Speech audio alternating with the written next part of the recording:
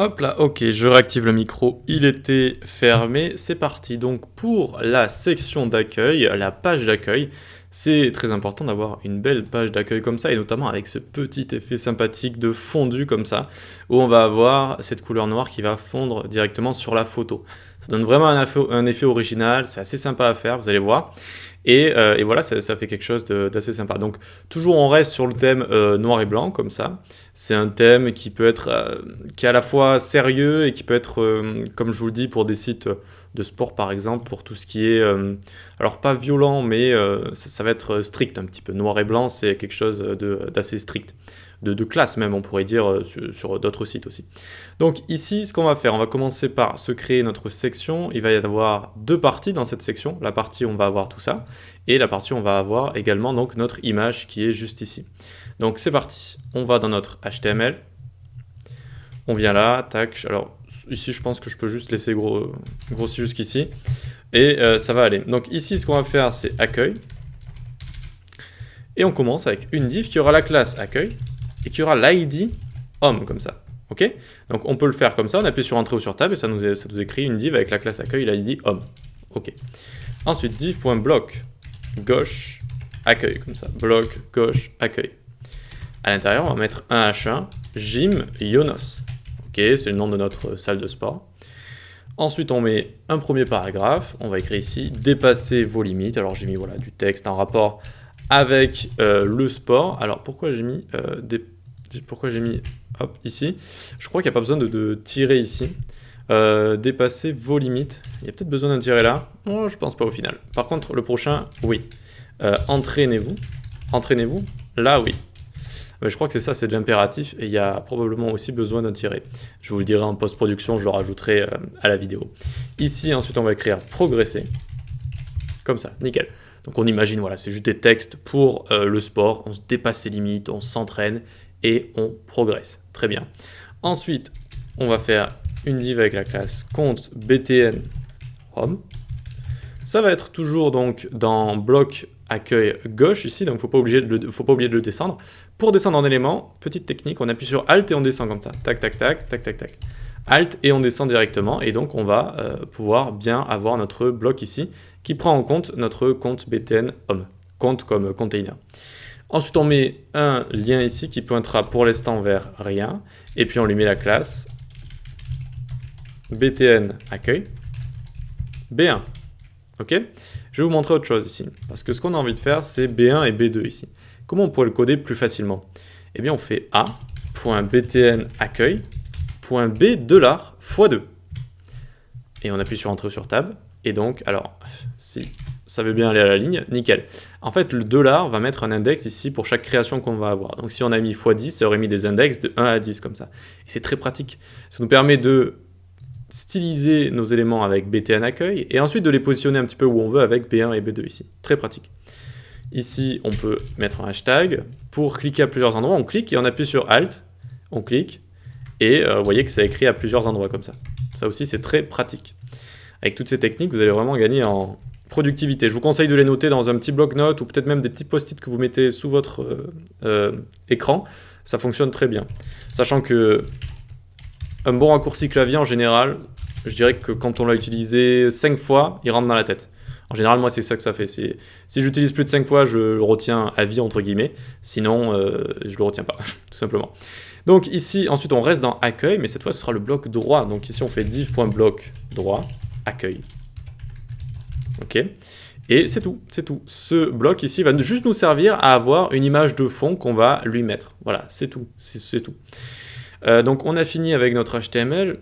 Ça devrait pas ressembler à grand chose, normalement. On actualise. Il faut peut-être que je relance le live server, parce que mon ordi était parti en veille. Donc hop.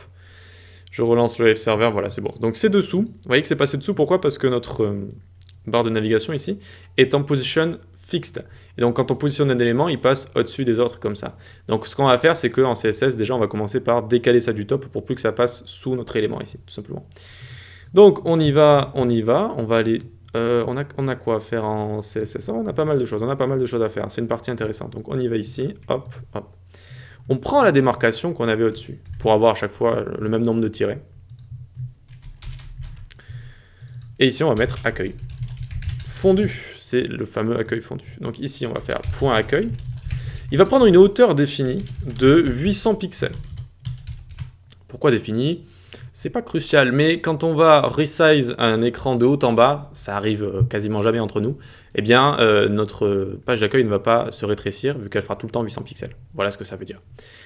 Display flex, ça veut dire que nos deux blocs gauche et droit vont se mettre les uns à la suite des autres. Overflow, ça veut dire ce qui dépasse, et hidden, ça veut dire caché. On cache ce qui dépasse. On attaque notre bloc gauche, accueil. Hop. On lui met une pose rel, position relative, vu qu'il va y avoir des éléments positionnés en absolute à l'intérieur, qui seront donc relatifs à cette position relative.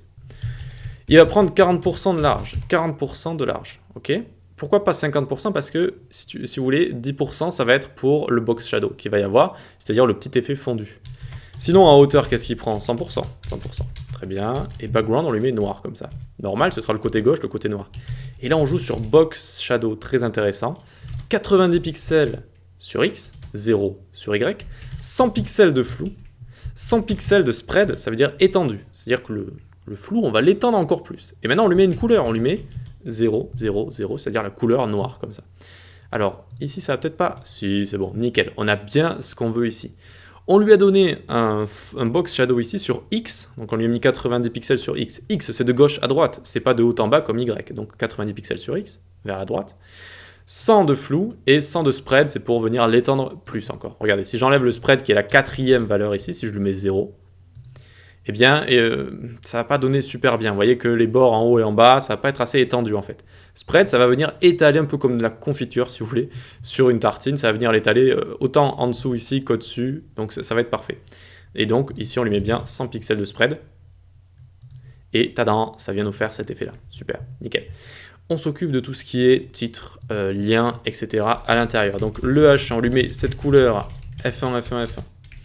On lui met fond de femme et cette fois on lui met Montserrat. Vous savez, c'est notre fond de family qu'on utilise pour les titres. Montserrat. Helvetica et sans sérif. Alors, en général, il nous rajoute Arial ici. On n'a pas besoin d'Arial, d'accord? Donc ce sera Montserrat, Helvetica, sans sérif. Ne prenez pas 1000 polices d'écriture. Ici, on a juste choisi Montserrat et Roboto. Alors certes, on tombe sur ça si la police ne fonctionne plus. Entre nous, moi, la police d'écriture, elle a tout le temps fonctionné. On met ça par sécurité, mais la police d'écriture fonctionne tout le temps. Okay, sachant qu'il y a d'autres manières d'utiliser une police d'écriture, je ne vais pas rentrer dedans. On peut carrément les télécharger si on veut, les mettre dans notre dossier également. J'ai fait une vidéo YouTube dessus si vous voulez aller la voir. Ensuite, ici, on va faire font size 90 pixels. On décale du top avec padding top. Pad top ici. Donc, on met du remplissage. Hop, pad top 200 pixels. Pad bottom également pour se décaler du bas. Et margin left, regardez ce qu'on va lui mettre. On va lui mettre, pas auto, non, 8 VW. Ça veut dire 8 viewport width. Ça veut dire, si vous voulez, 8% de la largeur d'écran. Et vous allez voir ce que ça fait. White space, ensuite no wrap, c'est-à-dire que même si notre titre il a plus d'espace de gauche à droite, il va pas se wrapper. No wrap, c'est-à-dire que tu restes droit tout le temps. Donc on vient là, tac, tac. Donc vous voyez que Jim Yonos qui est juste ici, super. Et si je commence à réduire ici, eh bien, la margin left ici, elle va être relative à la largeur de notre écran, ce qui va la rendre facilement responsive en fait. Vous voyez qu'elle s'adapte. Là, elle est plus petite que là, d'accord? Donc tac, tac. C'est pour éviter d'écrire trop de media query et pour avoir du texte qui peut être responsive facilement ou des éléments, on utilise VW comme ça. C'est une technique comme une autre qui peut être intéressante à connaître. Donc, ok, ensuite, accueil P. Alors, sans majuscule, c'est mieux. Accueil P ici. Color F1, F1, F1. Alright, ensuite 30 pixels ici. On va lui mettre un text align justify. Text align justify. Alors ça, text align justify, ça sert à justifier le texte, c'est-à-dire qu'il va prendre tout le temps la même largeur et en général on l'utilise sur des blocs de texte. En fait, de base, ici, j'avais mis un bloc de texte et je me suis rendu compte que ça donnait pas super bien. Je préférais avoir 3 phrases un peu coup de poing, si vous voulez. Et donc, dépassez-vous, entraînez-vous, etc. Donc, en fait, c'est une propriété qui restait de code que j'avais testé moi-même. Donc, on peut l'enlever. On lui met une width de 600 pixels à nos petits paragraphes. Vous savez, dépassez-vous, etc. Et on met exactement la même margin left, c'est-à-dire 8 VW à pour qu'il soit aligné, en fait, avec notre H1. Voilà. Et on lui augmente un peu la hauteur de ligne. 1,3, c'est-à-dire si vous voulez on l'augmente de 30%, de base c'est 1. pour qu'ils soient un peu plus séparés, pour qu'ils aient un peu plus de hauteur, quoi, tout simplement. Voilà. Et on a bien ça qui est, c'est bien mis, en fait, c'est bien fait, voilà, c'est assez correct. Et alors ici, Gymionos, je lui ai mis du padding hein, pour le séparer du top, et j'ai essayé de l'aligner légèrement avec l'épaule de la femme ici, d'accord? Pour que ça donne un effet assez aligné en fait. On va juste laisser la tête qui sort ici. Pensez tout le temps, donc ça c'est plus du web design, hein. Mais pensez symétrie, pensez grille comme ça. Et donc ça nous fait bien, si vous voulez, une sorte de rectangle ici, d'accord, où on va avoir le contenu qui est là et on va avoir également notre contenu qui va être plus ou moins aligné. Ça donne un effet sympathique. Après ça, c'est aussi plus ou moins aligné sur Y et X. Et c'est pour ça que ça donne un effet qui est correct. Le tout avec cette marge sur le côté indispensable, on évite de coller au bord comme ça, on laisse respirer tout ça, voilà. Donc on n'a pas fini, on est ici, tac, tac, il nous manque nos boutons. Alors je vois que les vidéos durent longtemps, j'essaye vraiment de tout expliquer là. Vous voyez que je fais des efforts, j'explique tout ce que je fais. Donc compte btn home ici, on va mettre display flex pour mettre les deux boutons les uns à la suite des autres dans notre container qui est juste ici, voilà. Et maintenant, il faut les styliser. Donc c'est parti. Les boutons, je sais, ça prend beaucoup de propriétés parce qu'il y a beaucoup de choses à faire. Padding, position, bordure, texte, etc. Donc à chaque fois, on y va, ça prend pas mal de propriétés. Font size d'abord, 18 pixels. Ensuite, on va centrer à l'intérieur. Text align center. On change la couleur. Color, F1, F1, F1. OK. Ensuite, le remplissage, très important. Remplissage, il faut tout le temps, avec les boutons, en avoir. Il faut du remplissage. Ou alors mettre des dimensions spéciales, mais le remplissage, voilà, ça remplit à l'intérieur, ça donne des effets plus aérés, c'est vraiment plus agréable. On enlève le texte déco, parce qu'on est sur un lien, je vous rappelle, même si on le transforme visuellement en bouton, c'est un lien. Il faut utiliser un lien ici parce qu'il va nous amener quelque part. Quand il nous amène quelque part, on utilise un lien. Quand on fait une action, change une couleur, on ajoute un élément, on ajoute quelque chose, c'est un bouton par contre. Donc text déco, none, border radius, c'est-à-dire on va arrondir les angles, 5 pixels, outline, on l'enlève, pas d'outline. Pas d'outline comme ça, nickel. Alors, outline, pareil, c'est que de base, en fait, j'avais mis des boutons. Les boutons ont des outlines, mais pas les liens comme ça, donc ça, c'est bon. Ensuite, margin top, on va les décaler ici légèrement. Puis border, 1 pixel, solide, hashtag F1, F1, F1. On leur met des bordures pour qu'ils ressortent. Une width de 150 pixels chacun, c'est une width qui est donnée. Ça sert à avoir des boutons de même taille en fait, malgré le texte qui est à l'intérieur qui peut être différent. Puis curseur pointeur, quand on passe le pointeur dessus, ça nous mettra un petit curseur. Allez, on fait l'animation des boutons et on regarde à quoi ça ressemble. btn accueil de point over, quand je vais les survoler. Transition, et là on peut mettre all 0,2 secondes easy in out. C'est-à-dire que ça va prendre toutes les propriétés, ça va durer 0,2 secondes, et easy in out c'est lent au début, à la fin, vitesse normale au milieu. C'est pour que l'animation soit douce, si vous voulez. La couleur, quand on survolera, passera en noir, donc 0, 0, 0, et background, ça passera en F1, F1, F1, comme ça, tac. Ok, donc en fait, ça c'est une technique classique. On change la couleur, donc on passe de blanc à noir, et on change le fond, on le passe de noir à blanc, comme ça. Et regardez, hop, on a bien nos éléments qui sont ici. Alors, c'est normal, ils sont encore, on a un petit peu de marge à mettre, mais ils sont ici, vous voyez. Et on a cet effet où on change le background et la couleur en même temps, ce qui donne un effet sympathique. Allez, justement pour les positionner, souvenez-vous qu'en HTML, on avait mis B1 et B2 ici. Et c'est maintenant qu'on joue avec ça. On fait B1. B1, on va lui mettre marge left de 8 VW, comme vous savez, les textes, etc. au-dessus. Et B2, c'est-à-dire le bouton qui est à côté, on lui met marge left, lui, de 10 pixels. Donc, B1 nous décale de la gauche de notre container, B2 de la gauche du premier bouton. Et voilà, tadam, on a bien ce qu'il faut juste ici.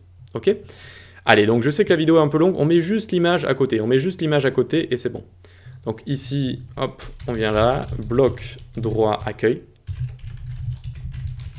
BG image ici, donc background image, on va directement dans nos ressources, ici, ressources, gym accueil, .jpeg.